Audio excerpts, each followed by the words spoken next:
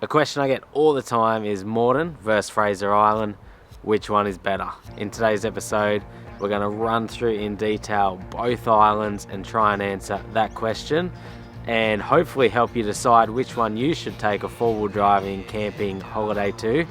I will say they're both bloody awesome, but we'll jump into it.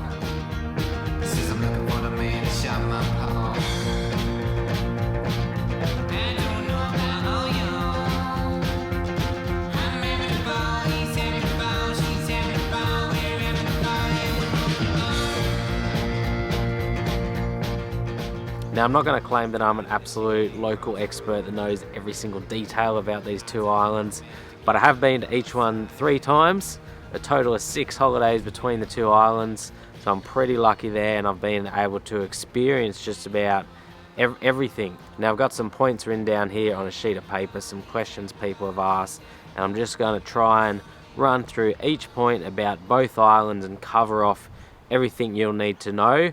I do have a personal favourite out of the two islands. I do think one is a little bit better than the other, but they both have pros and cons, and I think they both may suit you depending on really what you're after and what you're wanting to experience on your trip to them. Now, obviously, if you're lucky enough and have the opportunity to experience both, then I highly recommend you doing that. But I also understand that some people come from far away and they only have the chance to visit one of these places.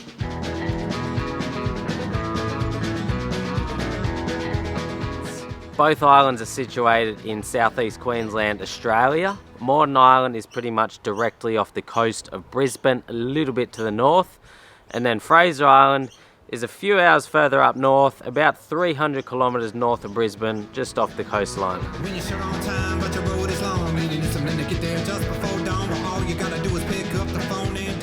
Being that they are obviously an island, you do need to catch a ferry to them.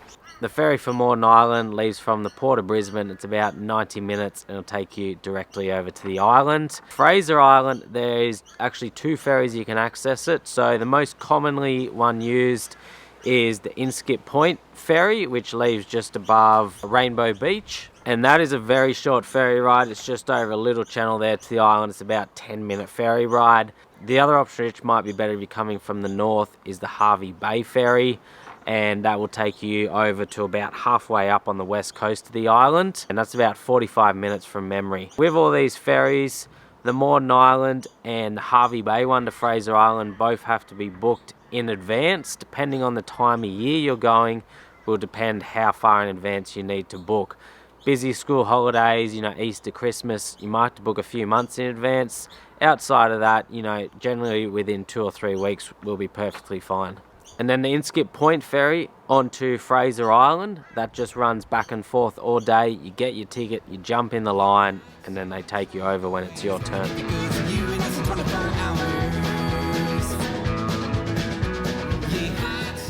Fraser is definitely much bigger than Moreton Island. So I've got here, Fraser is 1,655 kilometres squared. It's 102.20 metres in the length and 22 kilometres wide. Moreton, 186 kilometres squared, so much less, about 15-20% the size of Fraser Island. It's 37 kilometres long and 10 kilometres wide.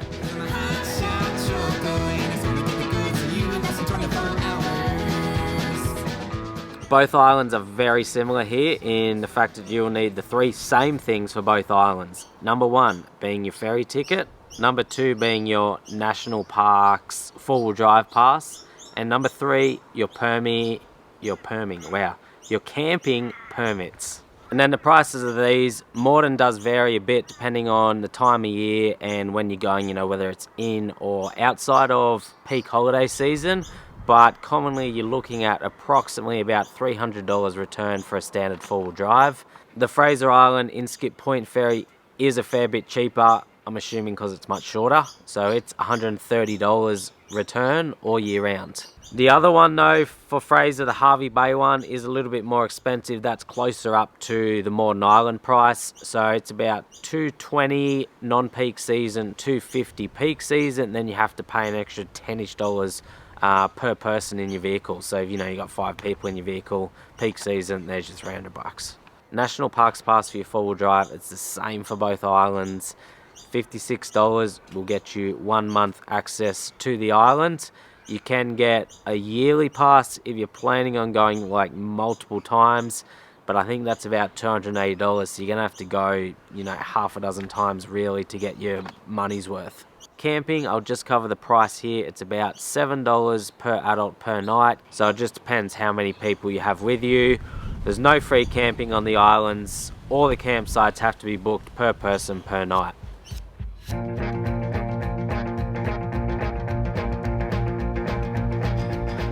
Alright, a little bit more detail on the camping on both islands. They're both very similar, so I'll sort of just talk about them together. The one difference though is where you book them. Fraser Island is booked through like Queensland National Park's camping office, either online or by phone, whereas Moreton Island is via like the Mullumbimby camping. It's like traditional owners like website or something. They have a website, they have a number, you can call and book your camping through there. Both islands, the camping has to be booked in advance, so you can't just rock up to a campsite and be like, yeah, I'm going to take this one, that's it, done for the night, you're there. Now you can just book in advance, so book your whole trip each night where you think you're going to be, nominate, like both islands have camp zones and camp areas. You can't just camp anywhere you want on the beach, you have to be within the specified areas. All you have to do is look at a camping zone map online of either of the island. It'll give you up all the names, all the camp zones, and then just book it out for the entire trip.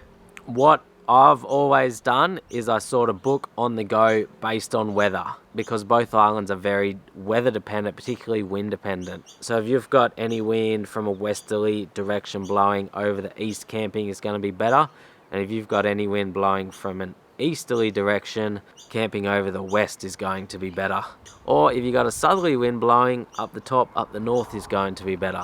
So it really does make a big difference. So what we generally do is just book on the go before you set up camp. Sometime during the day, you jump on the website or give them a quick call and book in where you want for that night or for the next few nights if you know what the weather's going to be doing. The reason we are able to do this though is because we generally camp outside of like that super peak season, so you normally got plenty of space to do that and plenty of free bookings. But if you're there like in Easter or Christmas holidays, you're probably going to have to book just everything in advance, otherwise you're going to miss out and you're going to end up with the worst possible spots on the island. It's just one of those things that can be a bit frustrating, but both islands are exactly the same. Doesn't matter where you go, you just got to deal with that fact that you do have to book in advance, or on the trip as you're going, try and keep 1 or 2 days ahead of schedule.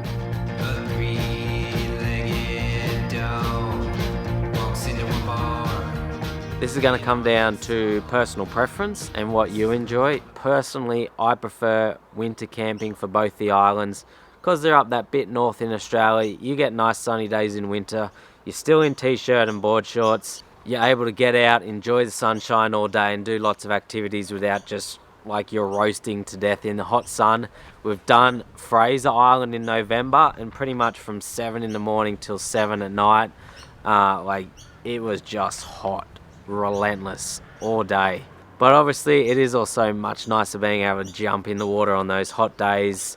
Just depends what you want. The other big benefit of winter camping is the lack of bugs, mosquitoes and sandflies. Very minimal of them in the winter time, whereas in summer they can get pretty horrendous on both the islands.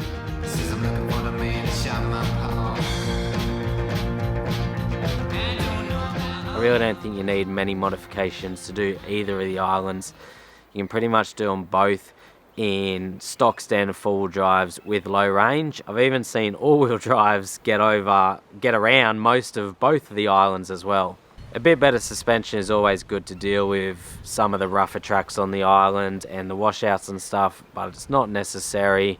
I'd probably more spend your money on like camping and holiday modifications, just like a 12-volt system to, keep the fridge cold, get some lights of a night at camp, and just a nice like rooftop tan or swag or whatever you're sleeping in, stuff like that. Really, you definitely don't need lockers, big tires, bar work, all that sort of stuff. Not necessary.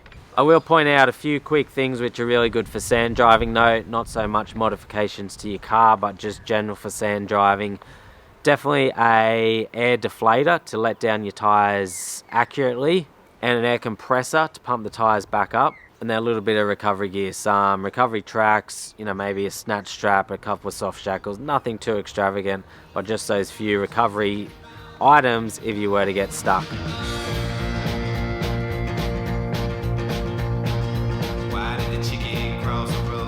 So straight after modifications, I thought I'd talk about which island is easier, you know, the tracks aren't as hard.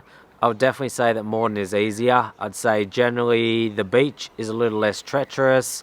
The inland tracks are easier to traverse, and you don't have the sections you do on Fraser like Indian Head and the Gala Rocks where you got that real soft sand you got to get through. There's nothing like that on Moreton Island. Honestly, I don't ever think I've seen anyone bogged on Moreton Island. Like, I know it happens, not saying you're silly if you do, but it's just not the common thing, whereas Fraser Island, you go there, you're going to see people bogged all over the place. And that shouldn't make you worried to go to Fraser Island, but maybe just being that bit more prepared.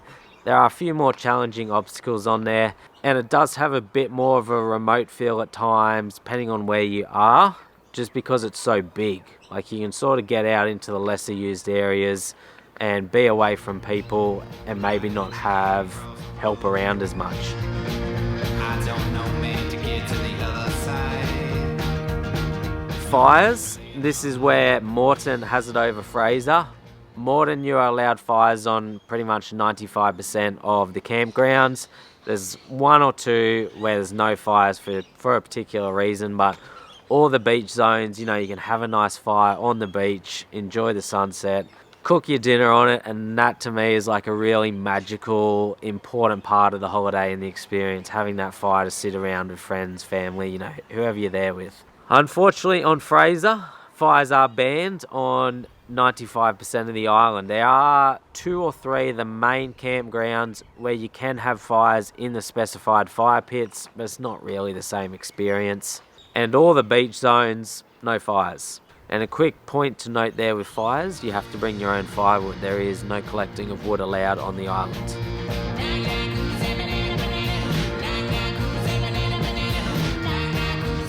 Wildlife, and in particular dingoes, so this is where one island may be better for you than the other.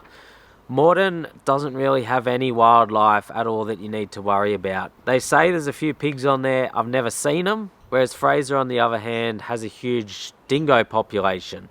It is a little bit of a big deal with safety around them. The rangers and that do a pretty good job of looking after them and sort of, you know, making sure everyone's well educated. As long as you're educated, do the right thing, you're not going to have an issue.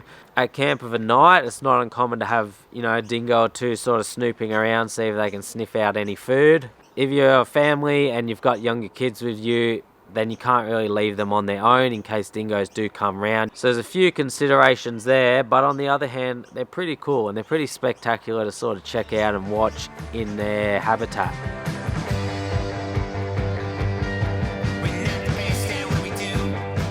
Fuel and shops on the island, Fraser does have a fair bit more than Moreton. On Moreton, there are no fuel stations. You pretty much have to take all the fuel you need for the trip. Just to give you a bit of an example, all 3 trips there, driving a dual cab diesel ute, 1 tank's always been enough, you know, about that 80 litres of diesel. I've always had a spare 20 litre jerry can with me though, so I've taken that 100 litres. But yeah, been more than enough because it's not a huge island. Fraser, on the other hand, it's more up towards 2 tanks of diesel that I'm going through, you know, maybe that 140, 150 litres. But they do have fuel there that you can obviously purchase, so it's all good. Just keep in mind it is a fair bit more expensive. It's normally about 40% dearer than the mainland. So just having a look at the Fraser map here, I'll give you a few spots that do have fuel. So obviously you're coming on down here at Inskip Point, and then Eurong has fuel, Kingfisher Bay has fuel, Happy Valley has fuel, Cathedral Beach has fuel, and Awkward Beach has fuel. So obviously there's a few spots there. And then all those same places that have fuel, they do have shops. Now, not full grocery stores. You're best to take as much food as you can, but they do have bits and pieces if you need them. Expect it will be a bit more expensive. Eurong has a really nice bakery there as well. Kingfisher Bay has a pretty nice restaurant there you can eat at, so there's a few options. Moreton, on the other hand, as I said, no fuel. Bulwer has a shop there with a little bit of stuff, and they do have 20 litre jerry cans, very expensive but emergency fuel there. And then right down the bottom is the gutter bar, where a lot of people will go for lunch and grab a drink. So yeah, with Moreton, there's a couple of things on there, but definitely being more prepared. And then with water on the islands, it's best just try and take all the water you need. At the shops, you can buy bottled water. And both islands do have taps, but it's normally recommended that you boil the water before you're drinking from them. The taps are at, at some of the toilet facilities and stuff.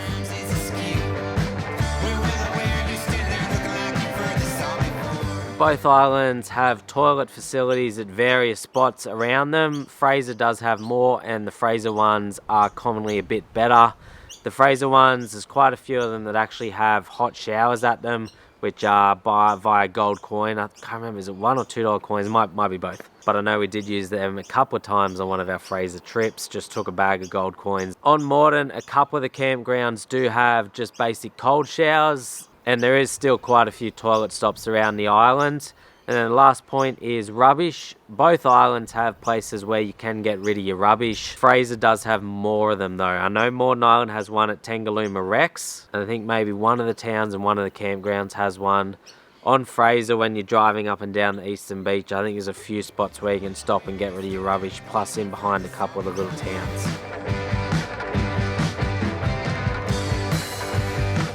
Can you take any dogs, pets? No, you can't. They're both national parks. It's not allowed. I'm not sure about Fraser, but I know on Moreton, a few of the locals do have pet dogs, because you sometimes see them on the beach and stuff a bit, just down from the towns. So if you're confused why you're seeing dogs, that's why. On Fraser, I have a feeling it's not allowed at all due to issues with the dingoes.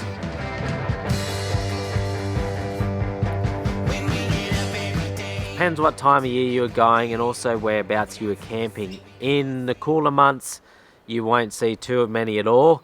In the hotter months, especially on the west coast, is normally where you can get quite a few. So I'd definitely recommend some bug spray and a sleeping arrangement that's going to keep the sandflies and mosquitoes and everything out, not in.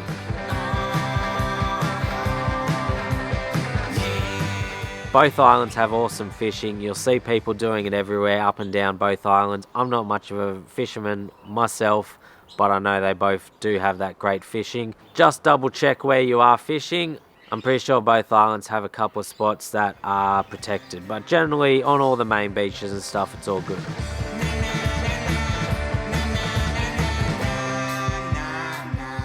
I'm with Telstra. In my experience, Moreton has it pretty much 90% of the island. You'll get some sort of reception. Fraser, not as much, just because it's bigger and you can get more remote. You'll still generally get it. Most days as you're traveling around, you'll get patches of it, but yeah, don't expect to have it everywhere all the time. That's it. This is where Moreton Island has a little bit over Fraser. It's quieter, and there's less tourists / backpackers, just less crowds in general. Because Fraser Island is like a World Heritage, world-renowned place, you'll get people coming from all over the world to see it. They'll fly in, or they'll just catch the boat over, and then they'll jump on the buses that travel around the island.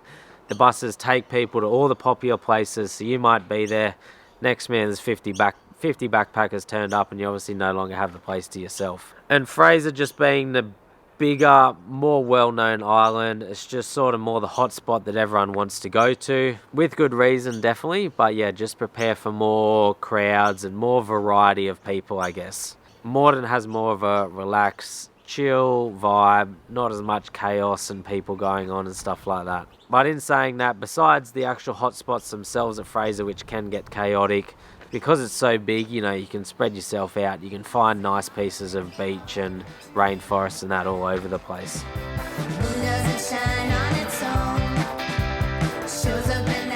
Moreton, you can pretty much see the whole island in about 3 to 4 days. If you want a bit more time for relaxing at the beach, 5 to 6 is what we normally do. Gives you time to revisit your favourite spots a couple of times. But if you're looking for a more action-packed, longer holiday, more to see, more to do, then Fraser's definitely better. Like Fraser, you really need about 8 to 10 days to see everything, and even more if you want to spend more time just sort of fishing, relaxing, enjoying the island for what it is. Another thing I will note there is Moreton, you can pretty much set up a base spot and then explore the whole island each day from that base spot, because it's not too big. Whereas Fraser is quite hard to explore from a base camp from the one spot, just because they're such big distances. You're going to spend so much time driving back and forth. So yeah, with Fraser you generally sort of move around a bit, maybe spend a couple of nights at each spot, and that's maybe where, say, Moreton is better if you've got a camper trailer or caravan and just want to head to the island, set it up at one spot for the whole time and just explore.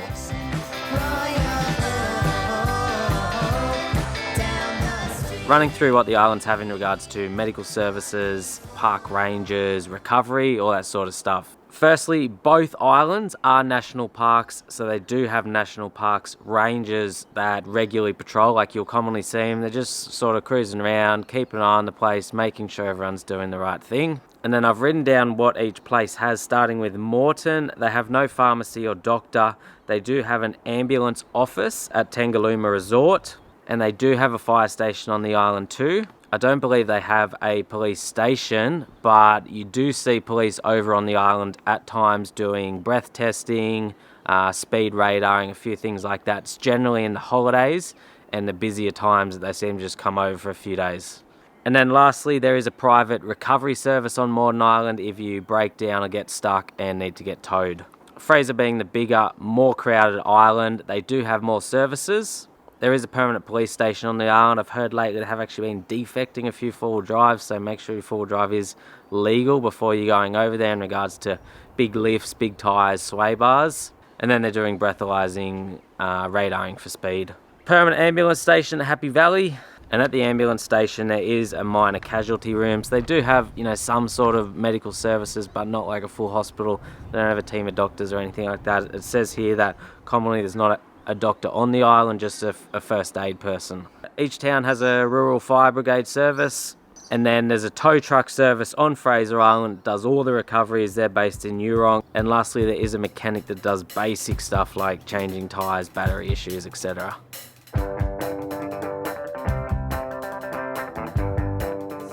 So covering all these points, there is a lot of similarities between the islands, and there are a few things there that Moreton have had over Fraser so far. But now we're going to get into more the attractions of each island and what they have to offer, and I think this is where Fraser shines through over Moreton Island. Starting with Fraser, running through some of my favourite places to visit on them. Lake Mackenzie, honestly like nothing you've ever seen in your life before.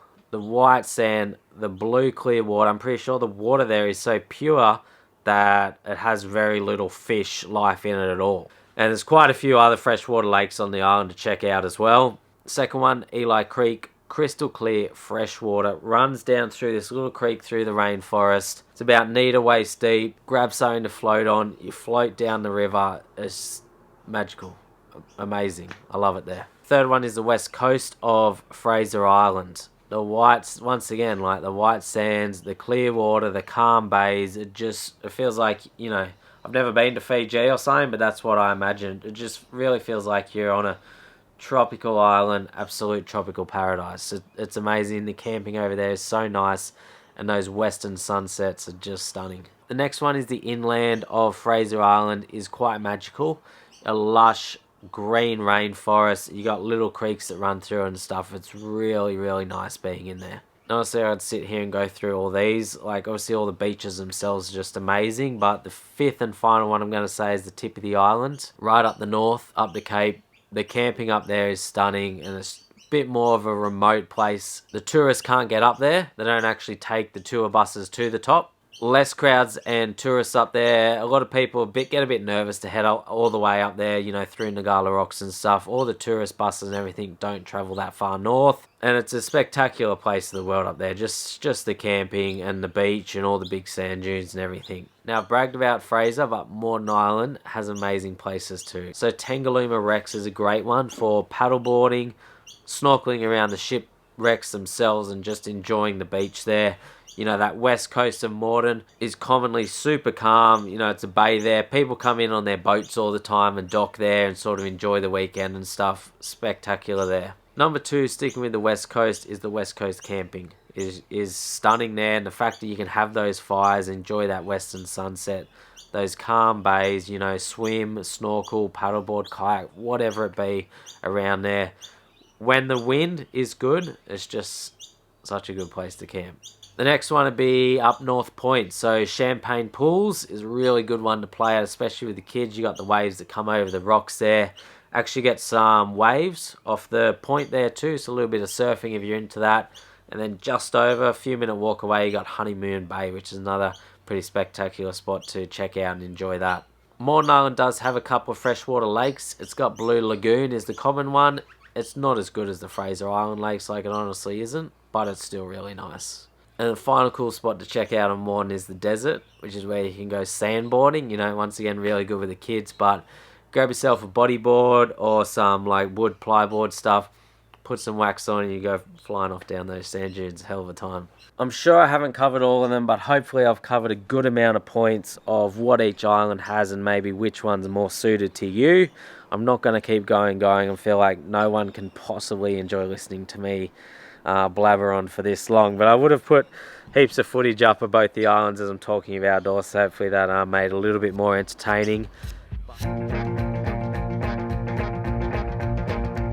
If you can only go to one, I would choose Fraser over Moreton Island if you're just looking for general adventure, things to see, things to do.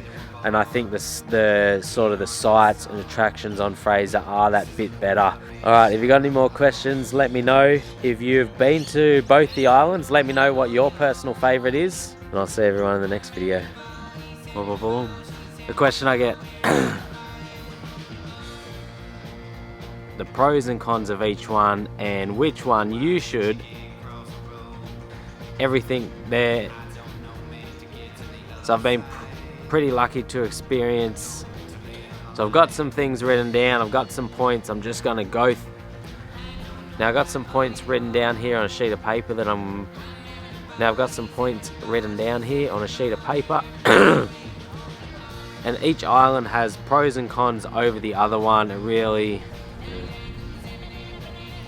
I do have a personal favourite. I do have a personal favourite out of the two islands. The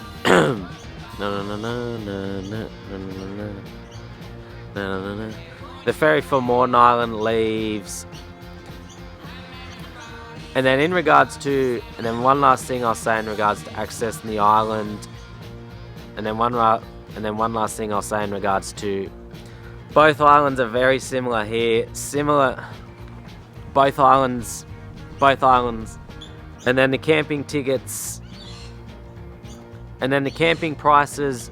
Both islands you have to fuel and shops on the island. Fraser does have a fair bit more fuel and shops on fuel, but they do have fuel there, so that's but they do have fuel there.